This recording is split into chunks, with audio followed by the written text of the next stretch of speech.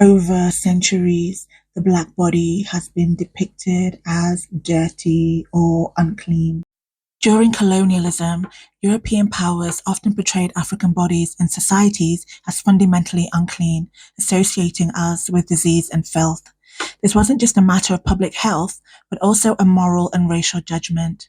Colonizers used the discourse of hygiene and disease to further entrench racial hierarchies, positioning themselves as civilized and us as savages.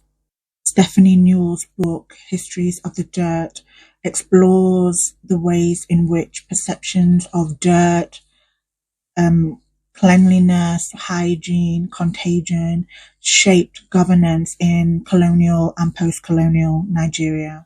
Seeing the people of Lagos as sources of contagion and dirt, colonial powers used racist ideologies to justify racial segregation and public health policies.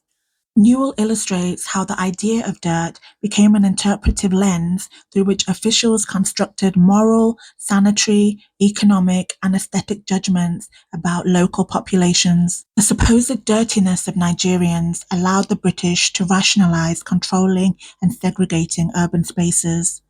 They framed the city's African inhabitants as inherently polluted and dangerous. African bodies and spaces were seen as threats to European health and safety. Although he was unsuccessful, the Secretary of State, Louis Harcourt, pushed for total racial segregation in Lagos on the grounds of public health.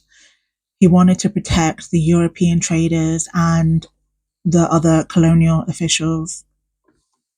Africans were seen as less sanitary and more likely to harbor filthy diseases. The concept of dirt was not simply about physical filth, but a way to impose a set of moral judgments about who was worthy of urban space, who belonged in the city, and who was perceived as unclean or unfit. The continued framing of African countries as diseased or unclean is deeply rooted in the colonial legacy that viewed our bodies as sources of contagion, danger, and moral decay. These historical ideas about our bodies continue to impact the global perception of African peoples and our cultures.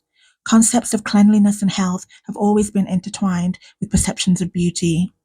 Beauty standards were not just about physical appearance, but also about moral and hygienic superiority.